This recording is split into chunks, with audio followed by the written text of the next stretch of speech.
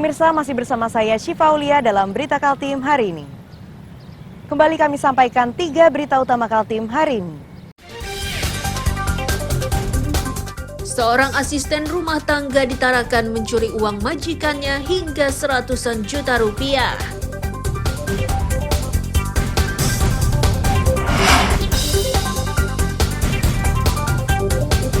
Warga di kawasan Baru Ilir, Balikpapan diliputi resah menyusul longsornya tanah di bagian dapur salah satu rumah warga.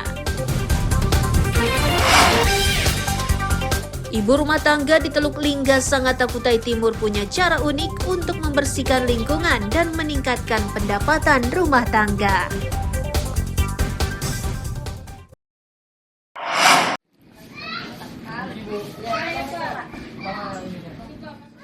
Tim SAR Brimob Polda Kaltim Senin siang mendatangi salah satu rumah warga di kawasan Baru Ilir RT 54 Jalan Dahor, Balikpapan Barat. Ini dilakukan menyusul kabar jika rumah tersebut mengalami kerusakan di bagian dapurnya akibat tanah longsor. Pemilik rumah mengaku masih diliputi cemas dan resah. Mereka khawatir longsornya tanah perbukitan di bagian dapur itu meluas yang memungkinkan rumahnya terancam ambruk.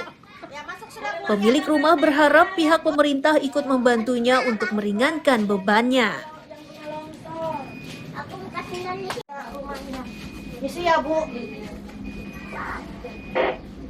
Longsor Pak, kayak apa ini sudah saya lapor tapi nggak ada responnya, kayak apa ini Pak, bingung saya Pak, kasihan.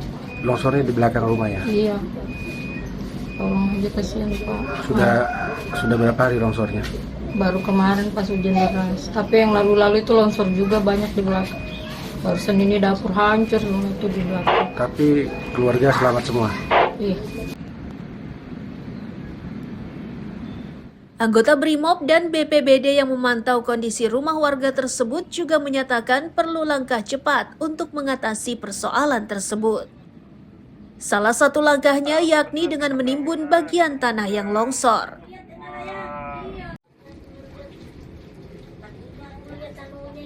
Ini harus segera ditangani agar tanahnya ditambahin lagi supaya teksturnya kuat. Soalnya ini kalau dibiarkan begini, datang hujan, dia akan terkikis lagi, akan ambruk lagi ini. Harus segera ditangani. Baik, saat ini kita sedang di TKP untuk melakukan pengecekan tentang adanya longsor di belakang rumah warga. Terkait laporan tersebut memang kami ikut ke sini.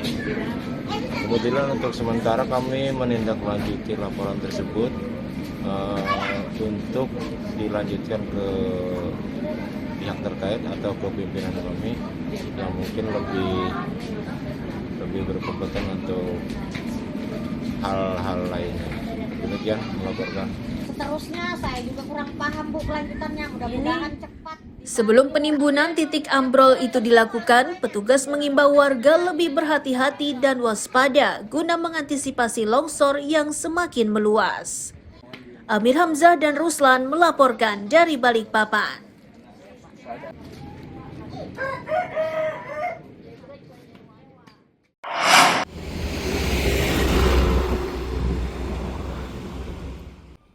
Palang Merah Indonesia Kutai Timur kini harus memikirkan masa depannya.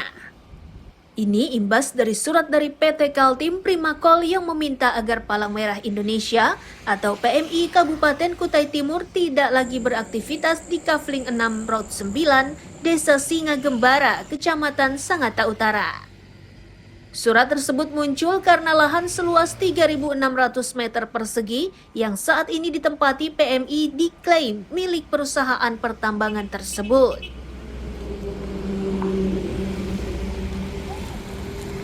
Langkah cepat yang dilakukan PMI yakni meminta kebijaksanaan PT KPC agar memberi waktu PMI Kutim hingga mendapat tempat yang layak. Pengajuan ini dinilai penting agar PMI tetap bisa memberikan layanan kemanusiaan dan salah satunya yakni pemenuhan kebutuhan darah untuk pasien di wilayah Kutai Timur. Upaya ini membuahkan hasil. Dari pertemuan yang digelar, PT KPC memberikan izin kepada PMI untuk melakukan kegiatannya di lahan milik KPC hingga PMI memiliki markas sendiri. Ini kalau semua ini sebenarnya kayak kulkas ini sebenarnya ini Kami sudah pernah mengajukan itu semenjak tahun 2000 sampai dengan 2008-2009. Kami sudah mengajukan, tapi belum ada jawaban sehingga kami urungkan niat sampai hari ini untuk melaksanakan. Dari tahun 2000 saya ingat banget karena kita sudah mengajukan. tapi jangan soalnya ada tulisannya. Kini, PMI berharap pemerintah kabupaten turut memikirkan nasib dan masa depan PMI.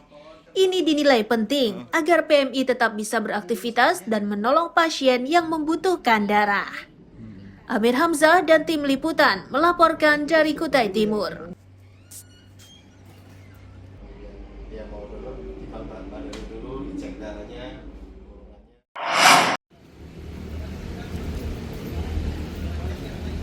Sejak diterapkannya uji coba BPJS Kesehatan sebagai syarat wajib pembuatan dan perpanjangan surat izin mengemudi atau SIM, polisi di Balikpapan belum menemukan kendala.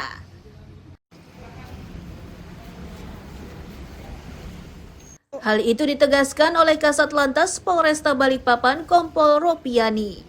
Ia menyatakan Satlantas Polresta Balikpapan kini telah menerapkan syarat kepesertaan BPJS Kesehatan aktif untuk membuat SIM baru atau perpanjangan.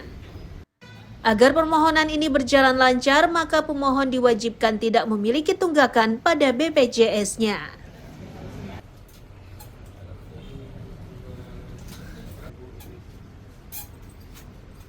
Selama ini kan sudah dilakukan sosialisasi ya untuk 1-2 bulan, namun demikian dari bulan Desember Januari ini sudah diberlakukan. Jadi setiap masyarakat yang akan mengajukan permohonan SIM baik baru maupun perpanjang wajib melampirkan BPJS.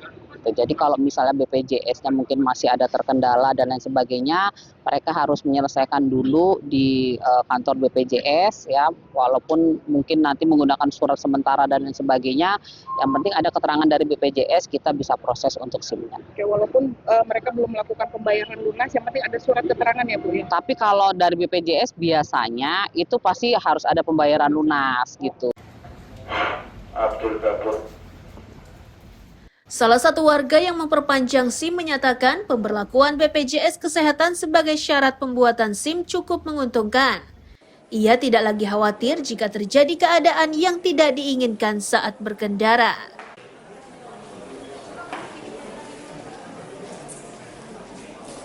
Perpanjangan. Iya. Ini kan ada persyaratan BPJS nih Pak. Iya. Menurut Bapak sendiri gimana nih? Ya bagus juga sih. Kalau kan buat kecelakaan itu kan terdaftar juga kalau ada apa-apa di jalan raya itu. Oke. Ada kesulitan nggak sih Pak? Kok sementara ini masih lancar-lancar aja. Lancar. Ada. Untuk BPJS sendiri kemarin sempat tertunggak atau memang setiap bulannya rutin nih Pak bayarnya? Kita rutin dari perusahaan juga. Rutin ya dari Iya. perusahaan. Jadi tidak ada kendala sama sekali ya Pak ya? Alhamdulillah tidak ada kendala.